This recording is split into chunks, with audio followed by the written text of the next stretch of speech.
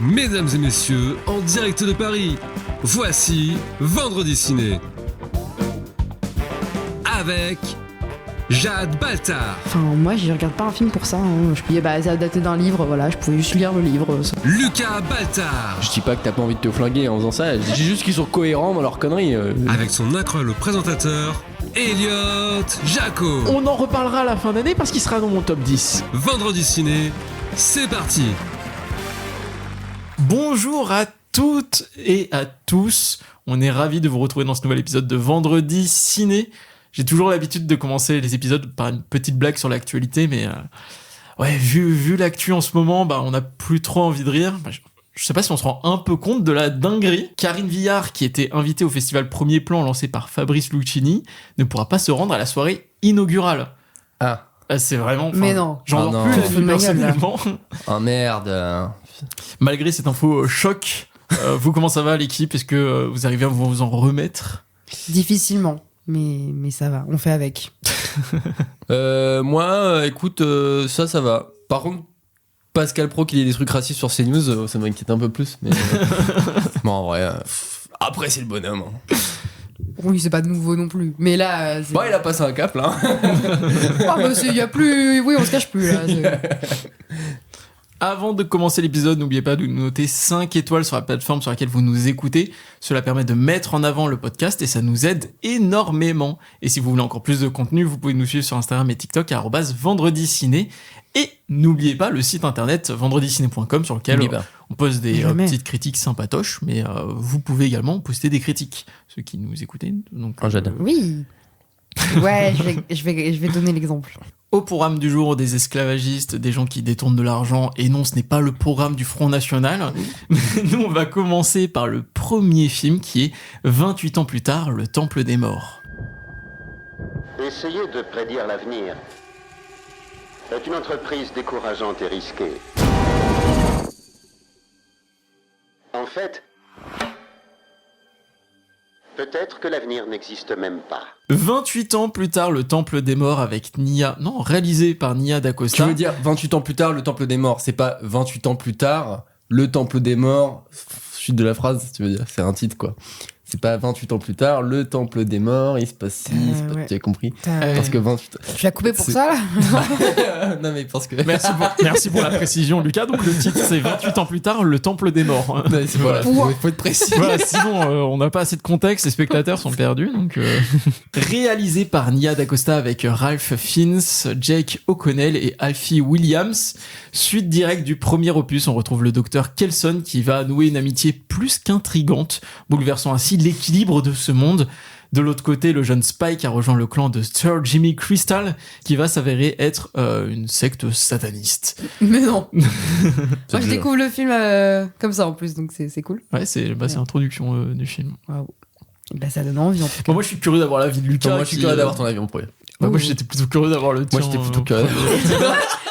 C'est moi qui départage. Alors, je vais commencer. Sachez que Romain, qui n'est pas présent pour ce podcast, est d'accord avec moi, donc ma parole compte pour double. Voilà, c'est un x2, c'est un petit combo que j'ai sur cet épisode. Alors oui, 28 ans plus tard, Le Temple des Morts, qui est un film que j'ai vraiment adoré, qui est mon film préféré de cette année, mais on est le 15 juin, donc... 15 juin. Alors... Ouais. Fact-checking, c'est faux. Je sens qu'en plus le film va être détesté par beaucoup de monde, notamment par les fans de la saga, parce que en fait ça va complètement rompre avec la mythologie des précédents opus. Et en plus, il y aura pas beaucoup de zombies sur ce film. Donc, n'y allez pas en vous disant ça va être un film de zombies, parce que ici, ça va être radicalement différent. Ce qui intéresse Nia DaCosta, c'est de questionner non pas l'antagonisme du zombie, mais l'antagonisme humain. C'est-à-dire que va s'opérer une bascule du point de vue. On va s'interroger sur l'opposition des êtres humains, pourquoi on se fait la guerre, pourquoi on se tue tout le temps. Pour cela, en fait, elle va tout le temps confronter deux sortes d'humanité. C'était déjà ce qu'avait fait Danny Boyle dans le premier opus, en confrontant les êtres humains par le prisme politique. Elle, ça va être par la religion. Elle va s'interroger sur la religion sous couvert de rassembler, de donner du sens là où il n'y en a pas, répondre à des questions existentielles qu'on ne devrait pas se poser. Comment la religion va, au final, opposer, diviser et tuer. Et c'est pour ça que le film est assez intéressant. Il va fonctionner sur un montage parallèle entre le clan de Jimmy Crystal qui est donc sataniste et le docteur Kelson qui est un homme de science, et tout le film on va se demander mais comment ces deux univers vont se rejoindre, et quand ils vont se rejoindre ça va pas être juste une confrontation entre deux survivants, ça va être l'opposition ultime, ça va être religion contre athée, science contre religion contre une autre forme de religion. Je trouve le film est donc d'une richesse thématique complètement dingue, et ouais ça va être vraiment une fresque de l'humanité que trace cette saga sur cette trilogie, et je vais m'arrêter là pour l'instant. Après je vais rajouter des petites choses et tout sur le tour de table qui est composé que de moi et Lucas. Le tour de table qui est un ping-pong finalement. Mais je trouve qu'en termes de richesse d'analyse il y a plein d'axes de lecture et c'est hyper intéressant. Et vas-y Lucas. Vas-y, défonce-le. Non, mais je vais pas le défoncer parce que, enfin, c'est pas que je haïs le film ou qu'il dit quelque chose qui me déplaît fondamentalement. Je trouve que c'est bien trop surcoté là de tous les avis que j'ai vus et lus. Et je trouve que quand tu parles de richesse, d'analyse, etc., ça aussi, je trouve ça un peu exagéré, sachant que les blockbusters, ça parle de deux choses en général. Hein. Ça parle du rêve américain ou du fascisme. Et ce qui va un peu ensemble des fois. Ce qui va en général, et il y en a même qui font les deux en général. Et lui, du coup, ça parle de fascisme en vrai. Bah, c'était surtout le premier opus qui parlait de fascisme. Là, il y a pas trop de politique. Bah, en vrai, on parle quand même, et t'as la fin du film parle aussi de ça, c'est de montrer à quel point l'humanité c'est un cycle et que en fait tout se répète parce qu'on oublie l'histoire, etc. Et c'est les zombies, etc. C'est ok, on a fait table rase de notre passé. Il y a un moment, il y a un personnage qui va dire, bah d'ailleurs je me souviens plus exactement ce que c'était de vivre dans la société d'avant. En fait, on oublie, et donc du coup on va refaire les mêmes erreurs. Bon, du coup, et vous l'avez compris, en disant ça, bah en soi j'ai un peu enfoncé des portes ouvertes, et c'est ce que le film va faire un petit peu. C'est pas extrêmement profond, n'empêche que ce qu'il le fait, ça reste plutôt intéressant. Moi je suis un peu déçu par rapport au film en tant que divertissement, et surtout voilà, par rapport à 28 jours plus tard, où que moi j'avais vu, et moi je trouvais que c'était un super film parce que c'était très cru. Et c'était des zombies que j'avais pas forcément vu avant, et une méthode de contagion qui était intéressante. On pouvait être contaminé par le sang. Et donc, du coup, par rapport à ça, il y avait plein de trucs nouveaux, etc. 28 jours plus tard, c'est vraiment un film que j'adore. Et le premier 28 ans plus tard, déjà, m'avait pas trop convaincu, mais celui-là encore moins. Et déjà, c'est lié à pas mal de choses. Et je trouve que déjà que le blockbuster maintenant est vachement très homogène, en fait. On va retrouver les mêmes choses que tu peux retrouver dans les Marvel, c'est-à-dire des personnages qui sont un peu super-héroïques, quoi, qui vont arriver à tuer des gens, etc., machin, en faisant des trucs qui sont un peu surhumains. Et on va retrouver aussi cet humour qui va s'immiscer partout et qui va désamorcer énormément de scènes d'émotion. Donc en fait, ce truc-là, il ressemble à tellement d'autres blockbusters, et notamment américains, que je trouve que c'est difficile de dire que c'est un film qui sort du lot, tu vois. Et même là... par rapport à Danny Boyle qui essaye de tenter des choses la plupart du temps, ou 28 jours plus tard, c'était un film qui expérimentait vachement 28 ans plus tard, d'une certaine manière, même si je trouve que la killcam avec 15 iPhones, c'est hyper cool. Et je pense pas que tu prennes énormément de risques en faisant un truc un peu stylé, tu vois. Bon, là, voilà, il y a un peu des plans de caméra qu'on voit pas souvent, des espèces de caméras qui sont très proches des corps, etc. Ça donne une immersion, c'est cool. Il y a des bonnes qualités dans ce film, mais c'est juste que ça ressemble un peu à tout ce qu'on a vu déjà. Et en plus, la franchisation de ce genre de truc, ça tend à l'anecdote aussi. Tu vois, donc là, ce petit film-là, en fait, ça ferait plus, il aurait plus sa place sur une plateforme ou dans un épisode de série. Tant le scénario, voilà, on va suivre une petite bande, c'est un passage dans la vie de Spike, tu vois, et après on va passer à la suite, et du coup, moi j'ai pas l'impression que ce soit gigantesque, alors que 28 jours plus tard, c'est la grande histoire, tu vois, c'était vraiment l'humanité qui s'effondre, etc., machin. 28 ans plus tard, c'est une certaine forme on nous montre comment l'humanité a survécu, etc. Là, c'est vraiment l'anecdotique. Donc tout ça fait que je m'ennuie pas mal. Les gens à côté de moi, ils arrêtaient pas de discuter, et j'en avais un peu rien à foutre, donc c'est pour vous dire, d'habitude j'aime bien. Est-ce que tu t'intéressais aux gens qui discutent du coup? Tu rentrais dans la conversation? Non, parce que c'était vraiment tout le temps en mode parce qu'il s'est passé ça dans le précédent film, etc. Tu vois. Mais c'est le problème, c'est aussi ce genre de truc, bah voilà, du coup ça suit à continuité, du coup il s'est passé quoi? Et on est en train de 28 jours plus tard, ça va devenir une partie d'une franchise comme Marvel, et c'est ça qu'ils veulent faire. Et moi je trouve ça dommage parce que au final ça tend à nous faire oublier le premier film qui était vraiment super. Comment on l'appelle, la franchise des 28, je sais pas. Ouais. Mais en tout cas, moi c'est une saga que j'aime beaucoup parce qu'à chaque fois ils vont rajouter un nouvel axe de lecture sur la figure du zombie, parce que le zombie historiquement c'est toujours un miroir de l'humanité, c'est ce qui sépare l'humain du monstrueux. Et donc c'est ce que je disais par rapport au truc d'opposer deux formes d'humanité. Moi je trouve que le film prend quand même beaucoup de risques de par le fait de rompre complètement avec la mythologie des précédents films, et même la mise en scène, je vais revenir plus tard. Je trouve aussi c'est un film profondément nihiliste et pessimiste et tragique. C'est des personnages qui vont constamment essayer de chercher du sens, qui sont en quête de sens dans un monde dans lequel il n'y a plus aucune morale. Et nous, en tant que spectateurs, on le voit. Et en fait, tu sais qu'à la fin, ça va mal se terminer, et à la fin, ça se termine mal. En plus, ils utilisent un procédé narratif que j'aime bien, qui est l'ironie dramatique. C'est-à-dire que tous les personnages vont obtenir ce qu'ils veulent, mais en perdant. C'était Ian Kelson qui disait ça, enfin, le docteur dans le film, qui dit, avant, on avait beaucoup plus de certitudes. Et c'est vrai que maintenant, en fait, dans ce monde, la seule certitude qui reste, c'est ce qu'il dit à la fin, Memento Mori, c'est que tu vas mourir. C'est un reflet du monde actuel qui est profondément tragique, profondément pessimiste. Et pourtant, là-dedans, t'as quand même des petites lueurs d'espoir, parce que ce qui va rassembler les gens, au final, la seule chose qui va rassembler les gens dans ce film, c'est donc la mort, l'art à travers la musique et le rejet des élites. Et puis il y a des gens qui ont pas mal critiqué les petites interludes musicales que moi je trouve profondément passionnantes. La seule interlude musicale dont je me rappelle, c'est celle avec Radiohead.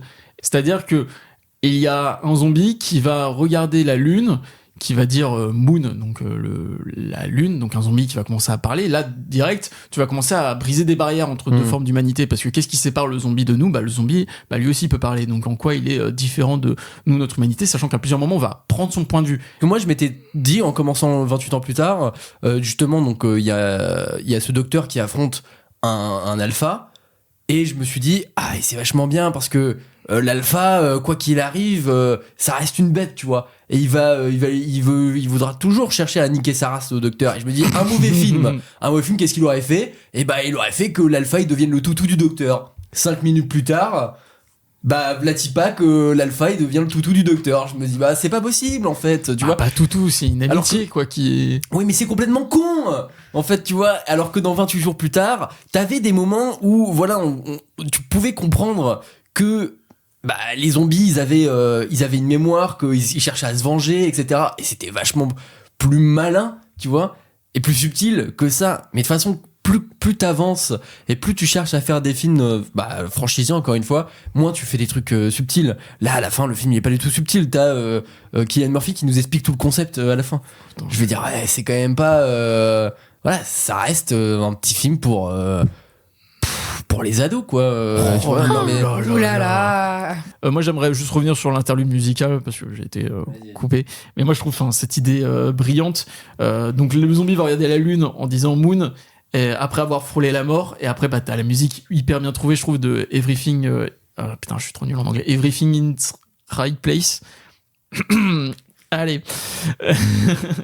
Ce qui est donc un titre ironique de Radiohead qui dit que tout est bien à sa place pour critiquer la bureaucratie, le contrôle du pouvoir, l'aliénation, et surtout comment en fait on se retrouve coincé dans un monde trop structuré. Et le zombie dit ça parce que il est enfermé dans sa psychologie. Et après, qu'est-ce que tu as ? Tu as des plans du temple des morts avec tous les crânes qui sont bien alignés pour dire que même dans la mort, en fait, tu n'as pas vraiment cette liberté. Et donc c'est pour ça qu'il dit Moon en regardant la lune, parce que pour lui, le seul endroit où il pourrait être libre, c'est aller carrément sur une autre planète, un satellite lunaire, bref. Et du coup, moi je trouve c'est des thèmes qui sont ultra poétiques et qui parcourent le film comme ça par des petites interludes et par des moments aussi de contemplation. Et en même temps, il vient te déstabiliser juste après par des scènes purement horrifiques et qui vont, moi, qui me mettent très mal à l'aise. Ça m'a rappelé d'une certaine manière Funny Games, où à un moment t'as le clan de Jimmy Crystal qui va chez un habitant et qui vont s'asseoir à table et ils vont faire des blagues et tout, et ça va jouer justement sur ce malaise alors je ne sais pas qui vous êtes très cringe, et ça va étirer ce malaise là. Et après t'as des scènes d'horreur, crues, mais qui sont horrible à voir, la scène de la grange, mais tout le monde se fermait les yeux, c'est horrible. Et ce qui est bien aussi, c'est ce personnage, Jimmy Crystal, va rencontrer le Dr. Kelson et les deux vont se mettre à nu, vont révéler leur véritable identité. Et lui, il était un peu en quête de sens, rechercher la vérité chez les gens. Et qu'est-ce qu'il fait, du coup, chez les gens qu'il croise? Il va les mettre à nu, mais plus, où il va il va les écorcher vifs, quoi. Et c'est une idée, mais je me dis, mais c'est horrible, quoi. Et mais bon, voilà. Moi, c'est des idées d'horreur qui me passionnent, combinées à des moments de contemplation dingue et vraiment de poésie. Et moi, j'attends vraiment le 3e opus parce que j'ai hâte de savoir comment il va continuer de développer son propos. Parce que moi, c'est un film qui me passionne. Et du coup, le fait que donc va y avoir un 3e, est-ce qu'il y a une vraie fin? Ou est-ce que quand même... Non, c'est... Si, t'as une vraie fin, et après t'as une scène qui annonce le 3e. Oui, ouais. C'est vrai que la fin... T'as pas de vraie fin, ça se finit pas vraiment, parce que le personnage a pas fini sa quête. Enfin, voilà, Ah oui, non, pour le personnage principal, mais pour tous les personnages qui orbitent autour de lui, c'est ciao, quoi. En plus, ce qui est dingue, c'est que même pour des personnages qui sont détestables, quand il va leur arriver un drame, et ils vont réussir à te créer de l'émotion quand même. Je pense, en fait, dans le clan de Jimmy Crystal, ils s'appellent pas tous... parce qu'il y a des sbires dans le film, et eux, ils se font... quand ils se font dézinguer, ils se font dézinguer vite fait. Non, mais le premier sbire, première scène, t'as un sbire donc, qui s'appelle Jimmy, oui, c'est vrai. Et qui joue un peu au cron. Mais quand il va mourir, en fait, ça te fait quand même un truc où t'as la réalité qui le rattrape et la mort, en fait, qui revient et qui voit la mort arriver comme un autre personnage plus tard. T'as plein de trucs à dire, quoi. J'ai trop envie de le revoir, quoi, pour faire 2 heures de podcast là-dessus. Enfin, moi, une œuvre comme ça dans le paysage hollywoodien horrifique, j'en ai jamais vu, quoi. Donc, Par contre, oui, c'est sûr que ça s'inscrit vraiment dans une logique plus sérielle. Et que si vous avez pas vu le premier film, en vrai, ça va être compliqué pour vous de suivre. Donc, Et il y aura pas de... Ça, c'est un truc qui m'énerve. Les rappels, un personnage qui va t'expliquer ce qui s'est passé dans le premier opus. Là, il y en a pas. Donc, voilà, faut vraiment le voir, le premier film. 28 ans plus tard, actuellement au cinéma. Quant à nous, on va passer au 2e film. Ah, là, j'étais pas content de le voir au cinéma, lui, pour le coup. Il est temps de parler de l'affaire Bojarski. À la Banque de France, ils sont sur le cul. Il n'était pas censé être infalsifiable. Police ! Ça prendra le temps que ça prendra, mais je vais vous arrêter. Quand j'en aurai assez, j'arrêterai de moi-même. Non. Vous n'arrêterez jamais, parce que vous ne faites pas ça pour l'argent. L'affaire Bojarski de Jean-Paul Salomé.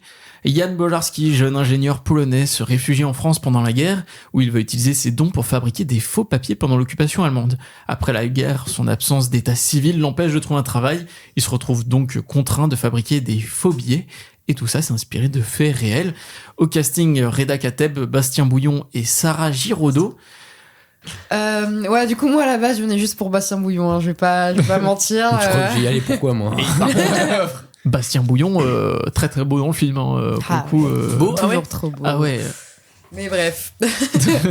Mais ouais, quand même, ça m'intriguait un peu cette histoire. Je me disais, en vrai, même si j'avais très très peur en voyant quand même la bande-annonce, du film historique français, comme on en a vu à peu près 10 000. Le truc de l'enquête que tu vois très facilement venir entre du coup cette sorte de dualité entre le commissaire qui fait son enquête et le faussaire, tout ça. Enfin, vraiment, c'est que des trucs où je pense que t'as vu la bande-annonce, tu sais ce qui se passe dans le film, hein, globalement. Il y a aucune surprise à ce niveau-là. Donc bon, déjà, ça c'est quand même un gros point assez décevant. Moi, il y a plein de choses que je ne comprends pas vraiment dans ce qu'ils ont voulu raconter de l'histoire de cet homme. Notamment, au tout début, je me suis dit, je sais pas si ça vous l'a fait aussi, mais l'introduction du film, c'était une suite d'événements, mais vraiment très très rapide. En fait, ils se sont dit... même après ça, même, je sais pas, que ce soit... tu vois, j'étais avec des amis quand on l'a vu, et j'ai par exemple ma pote qui m'a dit, en fait, au tout début, quand il rencontre, sa future femme, et que juste après, on le voit avec genre une enfant et tout, ma pote a dit, en fait, je pensais qu'il avait une famille à côté, et que, parce que c'est tellement, on passe tellement vite dans les années, etc. C'est tellement, je pense que c'est une introduction qui se veut très, très efficace. Mais du coup, ça fait que, vraiment, on t'expose les personnages, mais d'une manière, c'est catastrophique. Ça se veut juste efficace. Et il y a aucun but artistique là-dedans. Enfin, c'est vraiment de la pure exposition. Peut-être ça a été coupé au montage. Très simple. Ouais, c'est possible. Moi, Ouais, j'étais ouais. étonné de la Parce que scène je de braquage, pour le coup, de me dire, ça s'arrête comme ça. Je trouvais qu'on rentrait bien dans la scène, par contre, qu'on en sortait trop brutalement. Ouais, et en même temps, je me disais, justement, je pense qu'il y avait une histoire de. Ça voulait un peu. Teaser un peu ce truc-là. Enfin, vu qu'on la revoit après, etc. Tu vois.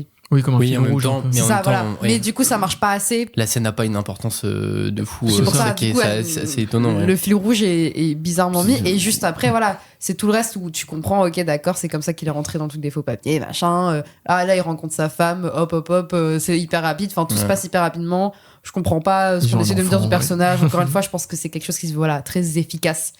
Et du coup, ça me perd et ça fait que. C'est hyper important l'introduction d'un film en fait. Donc tu peux pas juste me balancer des personnages comme ça en disant en vrai, on s'en fout un peu du contexte. Nous, ce qu'on veut montrer, c'est comment il fait ses faux billets et voilà. Non.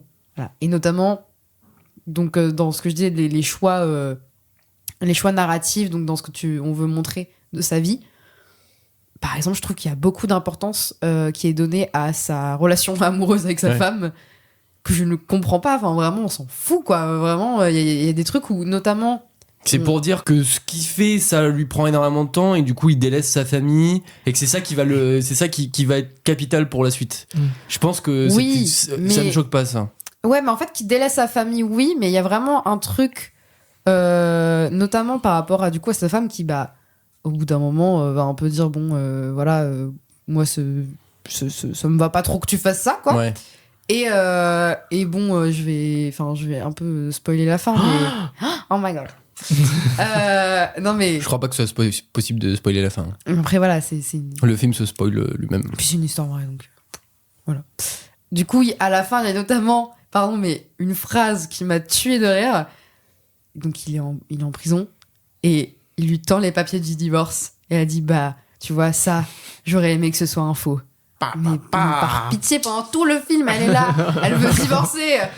Elle est juste en mode signe les putains de papiers du divorce. Parce que sinon, je sais très bien que tu vas finir en prison, etc., etc. Et il faut qu'il finisse en prison pour qu'elle dise finalement. Mais ça contredit un peu, le Bad boy. personnage. Ça contredit totalement le personnage. C'est que à la fin, non mais je t'explique. Oula. Oh là là. Très bien, vas-y. Non, mais ça se voit, c'est hyper grossier, mais ce qu'ils essayent de montrer, c'était que pendant tout le film, il fait ces trucs des faux papiers, et du coup, ça l'éloigne de sa famille, et à la fin, il comprend que la famille, c'est le plus important, il veut se faire arrêter, et de par cette décision, parce qu'elle a compris que c'était sa décision qu'il était revenu, du coup, en faisant ça, qu'il était revenu auprès d'elle, là, elle décide qu'ils restent ensemble. Oui. Je dis pas que t'as pas envie de te flinguer en faisant ça. En fait, c'est ça, c'est que. J'ai juste qu'ils sont cohérents dans leurs conneries. Oui, mais en fait, c'est cette scène-là, notamment la manière dont elle est écrite, c'est catastrophique. Enfin, tu peux pas me montrer un personnage juste qui se contredit autant. Aussi rapidement, en fait. Aussi rapidement, c'est ça. Parce qu'à la limite, tu peux dire, justement, elle va le voir en prison. Avec les années, il y a un rapprochement qui se refait. Mais là, t'aurais une autre scène comme l'intro là, ou de trucs hyper rapides, et en fait, tu les aurais vus avec le montage, ils se voient, ils se revoient, et puis au fur et à mesure, avec une petite musique, tu vois, comme les interludes musicales là dans son film qu'il aime bien là. Ouais, un clip show un peu. Non, mais c'est possible, mais du coup, là, il y a vraiment ce truc de. C'est immédiat, c'est trop. Enfin, pour moi, ça ne fonctionne pas. Et voilà, et très globalement. Moi je trouve au niveau du jeu des acteurs c'est un peu c'est très bancal notamment moi je trouve Pierre Lotin il cabotine beaucoup. Catastrophique hein. il cabotine. Il fait l'accent polonais, c'est important de le dire les gars. Il fait l'accent polonais. L'accent polonais vraiment là ça c'est marseillais je crois mais ah oui non moi je tente pas l'accent polonais. Pierre Lotin il a fait l'accent marseillais à la place du polonais. Bon, Bastien Bouillon, pour le coup, il est toujours. En vrai, bon. moi, Bastien Bouillon, celui, je trouve qu'il s'en sort le mieux. Oui, l'acteur, comment il s'appelle l'acteur principal déjà? Reda Kateb, il joue bien, je trouve. Moi, j'aime pas ce qu'il fait avec sa voix. Il met sa voix beaucoup en retenue pour faire genre qu'il parle pas trop français. Et je trouve ça. Bastien Bouillon, il parle toujours un peu comme ça, comme un commissaire, finalement. Oui, mais ça passe bien parce qu'il l'incarne bien, je trouve. Ça reste un cliché, ça. Ah oui, ça reste un cliché, mais lui, dans son jeu, parce que je trouve que le cliché, c'est plus la manière dont le commissaire est écrit. Mais lui, dans son jeu, Il Oui, reprend ça les va codes pas- du jeu du C'est ça. film d'enquête, quoi. ça- tu vois, je trouve Oui, qu'il mais est qu'est-ce pas, qu'il il est pas apporte, mauvais. lui, en tant qu'acteur à ce rôle-là Ah, bon, Est-ce que quelqu'un d'autre l'aurait joué de manière bah, différente c'est Je pense effectivement, pas. Je pense ouais, pas. bah en fait, c'est ça le problème. Je pense qu'effectivement, lui, il a fait un peu du mieux qu'il pouvait avec ce Ouais. qu'il avait, quoi. Parce que le rôle est pas passionnant du tout. Ce rôle-là, on l'a vu 1000 fois. Encore une fois, ce truc-là de. C'est un peu. Ouais, le sorte de duel entre les. Entre le policier et Ils ont le- voulu faire Hit, mais en France, frère. T'as même une scène Voilà. d'affrontement, tu sais, au Et téléphone le- et tout. Ils ouais. ont repris les trucs. J'ai dit, Par les contre, gars. voilà, le seul truc qui m'a vraiment intéressé, c'était la minutie qu'ils ont apporté vraiment à la description vraiment du travail, du coup d'imprimerie et tout que le faussaire fait. Et ça, c'était vraiment, enfin, je trouvais que c'était des moments assez intéressants, même s'ils en abusent un peu. Au bout d'un moment, tu fais. Bon, ils savent qu'ils ont une bonne idée et ils C'est vont ça, faire ça tout le évidemment, temps. tu fais, oui, moi, je d'accord, trouve je trouve pas ça qu'ils en cool abusent. de montrer les machines et tout, mais il y a des moments où ça se répète un peu trop. Ok. Voilà. Mais par contre, enfin, le truc, il crée son propre papier, machin et tout. Enfin, moi, je Ouais, c'est kiffais hyper vraiment. Moi, je trouve que ça va trop vite, ça. Je trouve que c'est Ah pas ouais assez détaillé. Je trouve que c'est abusé le moment où il cherche son papier et puis d'un coup, Ouais. l'idée lui vient. Je lui dis non, ça peut pas être ça, ça peut pas être aussi simple, mec. Ouais. Tu peux pas. Moi, c'est- Et il y a même ouais. d'autres trucs Moi, où. c'est plus après. Quand les monnaies changent, Ouais, là, je me dis. Là, tu dois montrer que c'est difficile. c'est ça. Ça peut pas être. En fait, c'est ça, c'est qu'à partir du moment où on te montre donc le moment où lui, il se met à son compte, en fait, finalement, Ouais. où on te montre là En freelance. en freelance. On te montre effectivement là la difficulté du truc, de voilà, il crée son propre C'est papier et tout ça. Mais après ça, bah forcément, ça fait que ils ont changé tous les genre 2 ans la monnaie en C'est France. Donc à chaque fois, il a dû refaire. Et c'était plus difficile et à chaque fois. c'était de plus en plus difficile parce que voilà, c'est censé être infalsifiable, infalsifiable, Ouais. bien sûr. Et sauf que cette difficulté-là, effectivement, on la sent pas.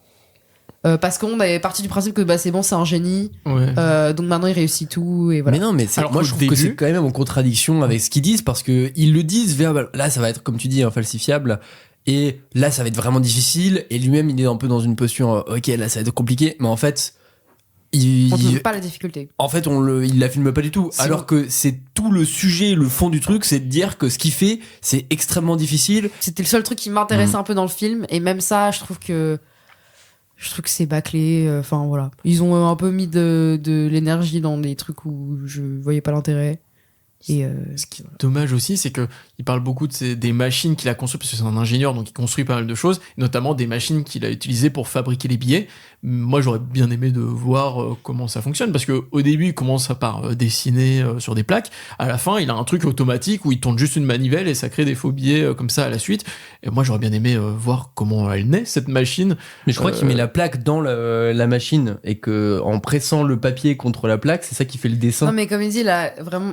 mais- Les machines en fait elles évoluent avec Oui, le oui, temps ah et oui, on oui, voit c'est pas vrai. trop et vraiment la construction et tout des Ouais, nouvelles ouais, machines t'as raison. Centrale, parce qu'en Ouais. plus, à la fin, ils disent qu'ils ont coulé les machines. Que c'est une dinguerie genre en fait. Ouais. ce qu'il a fait. Ce qui m'embête davantage dans le film, c'est que même en termes de morale, il est très simpliste. C'est que dès le début, je me dis c'est marrant. En fait, il fabrique les billets, mais c'est pas tant pour parce que c'est un délinquant, mais parce que c'est de l'artisanat. Tu le comprends dès le début. Et là, mais ils vont te le répéter plusieurs fois. Même un personnage va le verbaliser. Oui. Et je me dis bon, c'est bon, j'ai le truc compris. d'aller chercher un ancien un ancien faussaire en prison Ouais. Ah oui, pour oh là qu'il là. analyse, enfin ça fait C'est très sa comment signature. Silence des agneaux, enfin vraiment Ouais. c'est Mais pardon, mais tout ça, c'est. Enfin, si tu voulais refaire Attrape-moi si tu peux, regarde le film, c'est pas grave, regarde-le. Ouais. Et puis en vrai, on en a pas besoin d'un deuxième, et puis d'un moins bien en plus.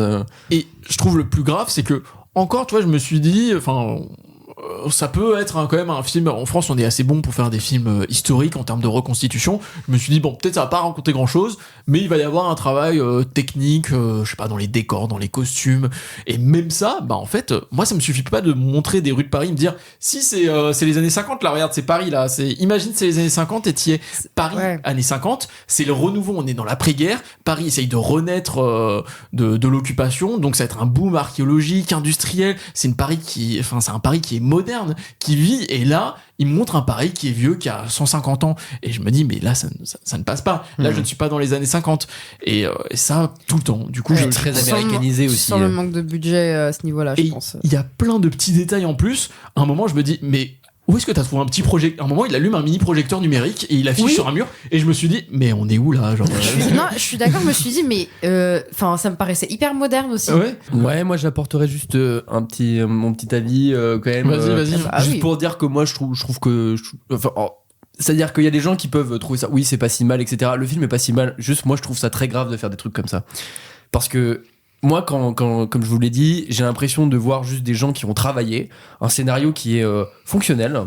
On va pas prendre trop de risques parce que voilà, c'est une histoire qu'on a déjà vu 1000 fois, effectivement, avec des acteurs qui vont jouer comme on l'a déjà vu 1000 fois, et encore pire chez les Américains. Donc du coup, nous, on a genre on n'apporte rien du tout, quoi. On essaye de copier juste les genres qu'ils font aux États-Unis. On fait Sachant des trucs que en moins film bien. noir, c'est français à la base, donc. Ouais, mais là, ils recopient des trucs qui ont été recopiés en fait aux États-Unis, tu vois. Et bon, il y a des trucs que je trouve catastrophiques. Mais encore une fois, les jeux d'acteurs, enfin les archétypes que tu choisis de mettre à l'écran, je trouve ça grave. Le truc de téléphone, vraiment, le mec il a regardé Hit, je vous jure, mais c'est inquiétant, quoi. Et au-delà de ça, moi je trouve que même dans l'éclairage, en fait, c'est éclairé comme vous pensez qu'un biopic des années 50 serait éclairé. Donc c'est froid à l'extérieur et puis chaud sur les visages. Quand il y a une scène de tension, par exemple dans le métro, et bah ça sera bleu, etc. Donc tout est extrêmement fonctionnel. En fait, il y a pas de créativité, il y a pas d'inventivité ou quoi que ce soit. Moi, je me fais chier, mais dès le début, et comme Jade l'a très bien souligné sur la scène d'intro, en fait, c'est ça qui fait que ça tend vers le biopic Wikipédia, c'est que t'as une suite de trucs, tu te dis, ok, mais si tu fais juste ça en mode petite scénette, etc., pourquoi tu nous le montres? Si vraiment ce que t'as envie de montrer, c'est de dire, regardez, il y a quelqu'un qui toute sa vie a falsifié des faux billets et en fait il l'a fait pour l'art et pas pour l'argent, mais alors c'est ça que tu dois nous montrer de A à Z. En fait, c'est un film qui prétend être un film de cinéma, mais alors qu'en fait tout le monde sait que c'est un truc pour faire vivre l'industrie, etc. Et moi encore une fois, je suis quand même assez étonné parce que rendez-vous compte, on dit que c'est une industrie, le cinéma, mais pour gagner de l'argent, il y a des trucs vachement plus simples que faire des films. Faire un film, même ça, c'est énormément de travail, trouver des financements, c'est juste n'importe quoi. En fait, la quantité de travail par rapport au résultat est complètement déraisonnable par rapport au résultat que tu vas avoir en termes financiers. C'est cool, ça a embauché les intermittents. Ouais, non mais c'est trop cool. Mais je trouve, du coup, faire un film aussi moyen, en fait, je comprendrais.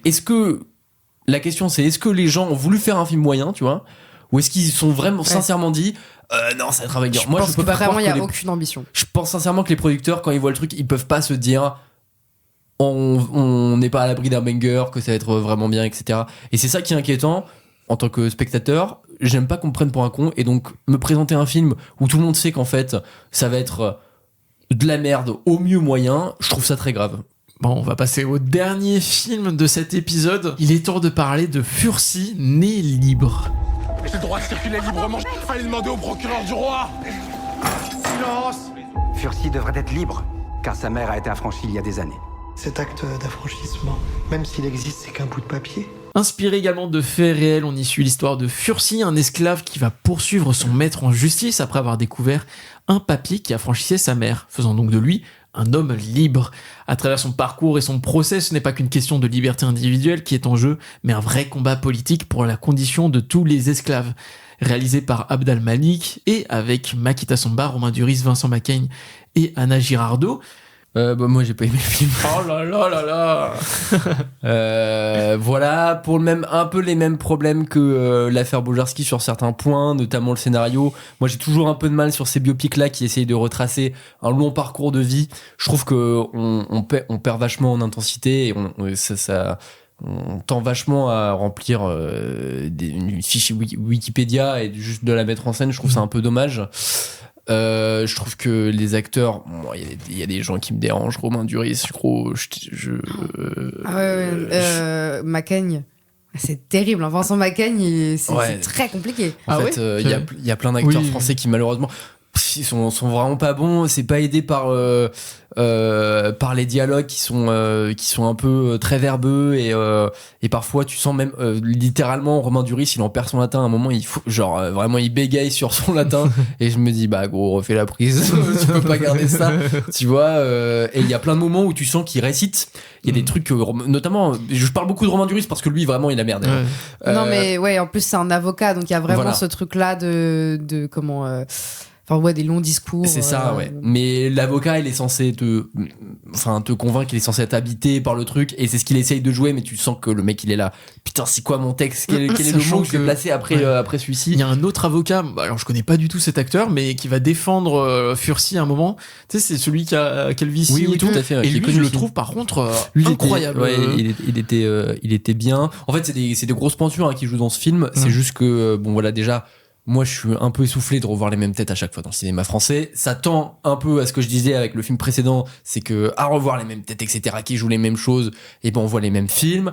Alors que pourtant le film il avait une ambition tout autre. On parle pas énormément d'esclavage nous en France. C'est pas des films qu'on voit souvent. Il y en a eu il y a pas longtemps. Tout à fait. Comment il s'appelait? Nishan Nimet. Oui, c'est ça fait. Voilà, Nishan Nimet qui était très bon. Que moi j'avais pas trop kiffé, mais ouais, là non plus. Mais c'est des sujets qui sont passionnants, et en plus le cinéma de procès, etc. Moi j'adore ça. Ouais. Mais vraiment quoi. Et j'adore en plus quand les films vont essayer vraiment de rentrer dans des termes techniques et d'essayer de nous expliquer pourquoi, mais là ça fonctionne vraiment pas. Là vraiment les mecs ils se perdent dans les explications, ça s'embourbe, et donc tu te dis ok, donc là le juge il vient de procéder au jugement, mais je me dis mais je comprends pas en fait dans son verdict. Je comprends, c'est pas ce qui me semblait que les avocats avaient dit ou défendu, donc je suis un peu perdu sur pas mal de choses. En revanche, ce qui est cool, c'est que le film essaye d'expérimenter en termes visuels. Voilà, parfois ça marche pas du tout. Je pense à une scène où tout le monde regarde le ciel, etc. Et je me dis, ouais, je vois ce que tu essaies de faire. Moi, je trouve que c'est un peu maladroit et tout, mais. Ah oui. Attends, c'était quoi Après ce truc? le cyclone. Après le cyclone. C'était avant le cyclone. Enfin, C'est au moment du cyclone, en réalité. Oui. Je trouve que c'est un peu maladroit. Et encore une fois, moi, ces perpétuelles ellipses là où le temps, en fait. Le temps, il devient plus acceptable. Le temps. Non, mais on parle d'un personnage qui va vivre des années d'esclavage, et tu combles ça par des ellipses. Oui. Et tu peux pas faire ça. T'en as pas le droit. Parce que lui c'est du vécu. Parce que lui c'est du vécu, donc tu peux pas juste le montrer sur les visages, mettre un peu voilà là il a les cheveux gris et tout. Tu dois le ressentir, et je trouve que le temps passe trop facilement. Je trouve que limite j'ai l'impression qu'il a la vie hyper facile à des moments. Donc je trouve ça ouais vraiment vraiment maladroit, pas hyper bien pensé sur pas mal de points. En revanche, voilà, comme on l'a dit, c'est un film qui tente des trucs, qui essaie d'aborder un sujet qui est intéressant d'aborder encore plus aujourd'hui. Le problème, encore une fois, quand on essaye d'aborder l'esclavage et qu'on essaye de le mettre en parallèle avec les jours qu'on vit aujourd'hui, il faut le faire de façon assez subtile. Et là, on va carrément verbaliser des trucs. Ouais. On va carrément mettre en scène le présent qui assiste au passé. Je me dis, ouais, les gars, genre, trop cool. Enfin, moi parfois j'ai l'impression de voir un gosse qui essaie de faire un film, et ça m'émeut sur certains trucs dans cet aspect là, et en même temps c'est maladroit. Peut-être je peux enchaîner rapidement parce que j'ai pas grand chose à dire. C'est un film quand même que je vais pas détester, enfin je veux pas dire que j'ai passé un bon moment, parce que ce serait bizarre de dire ça, parce qu'il y a des scènes de violence effectivement qui font mal, mais un peu déçu quand même du film, parce que je sens que la volonté derrière, la volonté de base de ce film, c'est de faire un film de procès entièrement, parce que t'as une grande scène de procès au début, une grande scène de procès à la fin, et au milieu t'as le temps qui passe, et tu le vois biopic Wikipédia, tu vois comment c'était d'être esclave, et je me suis dit c'est dommage, parce que j'ai l'impression que tu voulais me faire un film de procès qui avait l'air hyper intéressant, et là je me retrouve avec des images que j'ai déjà vues plein de fois. Mais pour les parties de procès, moi j'aime bien également les films de procès.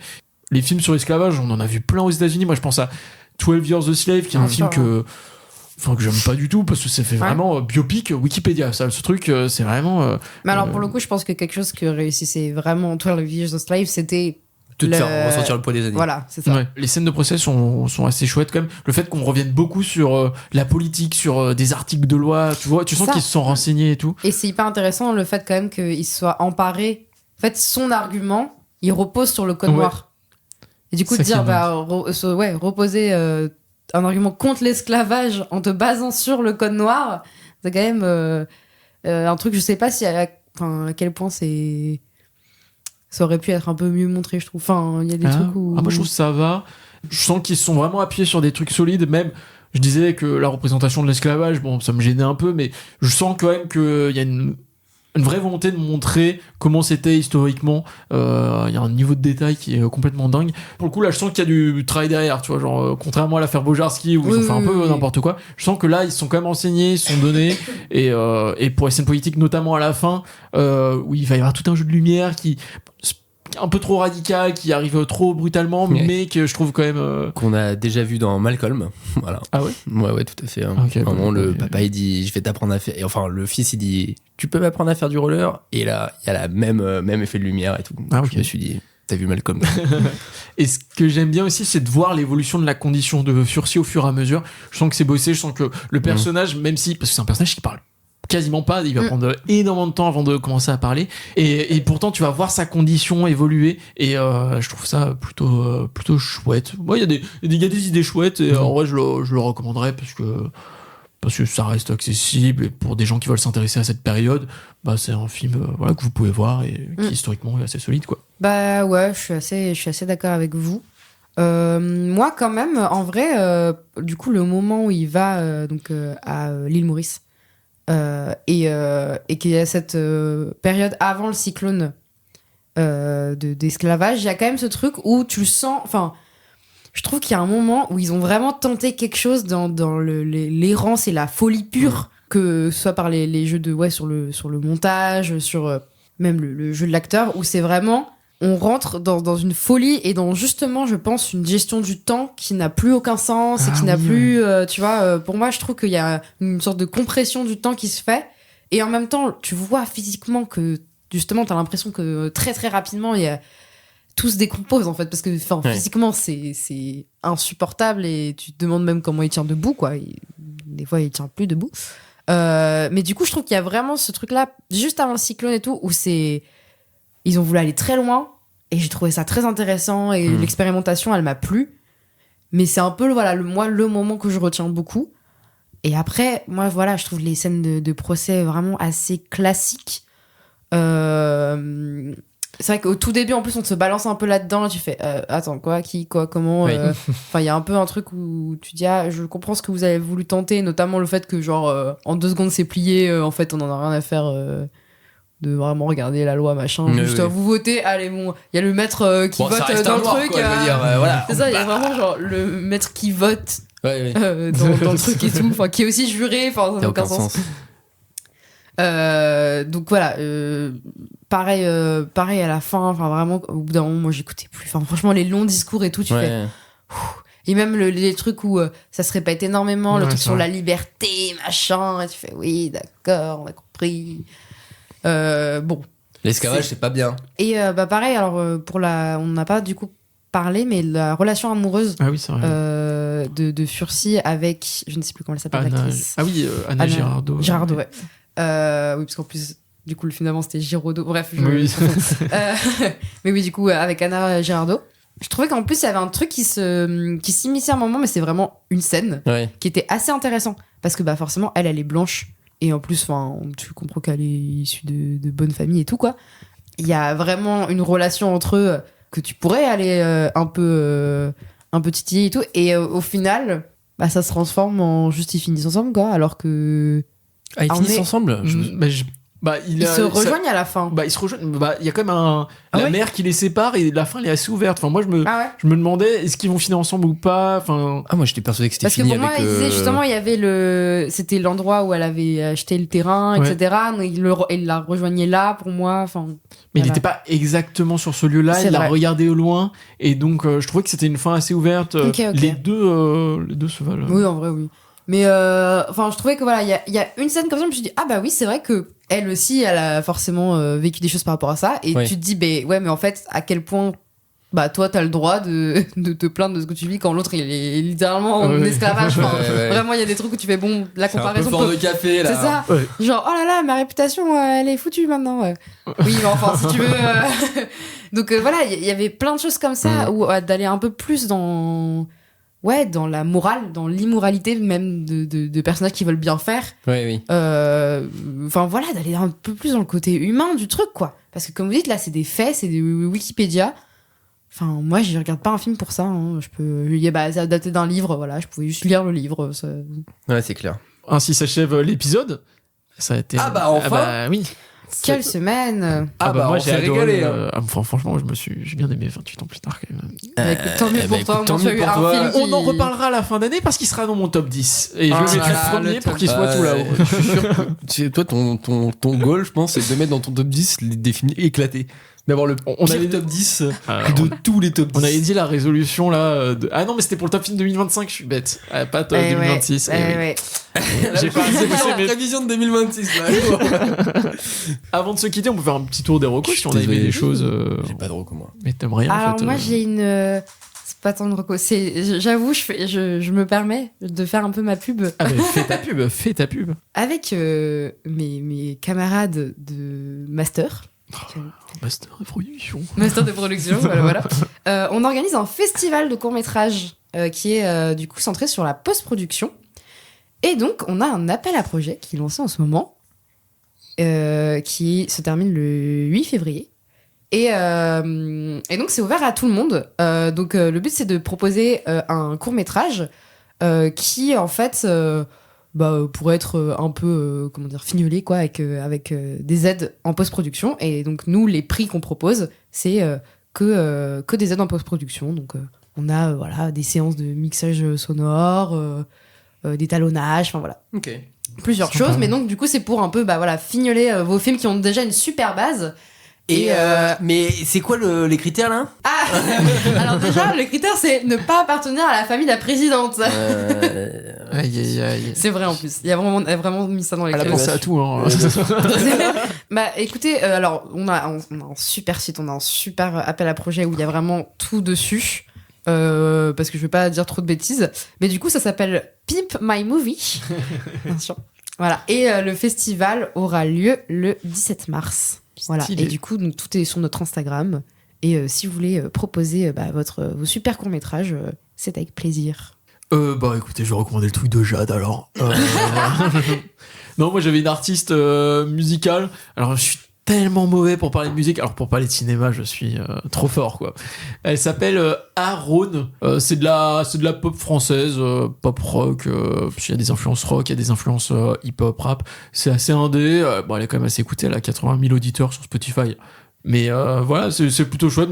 Elle a sorti un EP qui est assez cool. Et donc voilà, je vous invite à aller écouter. Il y a pas mal d'influences américaines aussi. Donc voilà. Et rendez-vous la semaine prochaine parce que l'épisode s'arrête ici. Oh non. Prenez soin de vous surtout. Prenez soin de vos animaux de compagnie. Et, Oui, grave. Vos petits chats. ouais, Exactement. Arrêtez de Et regarder oiseaux. Pascal Pro si vous le faites. Ouais. Ou arrêtez de nous écouter si vous regardez avec Pascal Pro et que vous aimez par bien. pitié. Non, on va quand même. Enfin, elle a dit ça.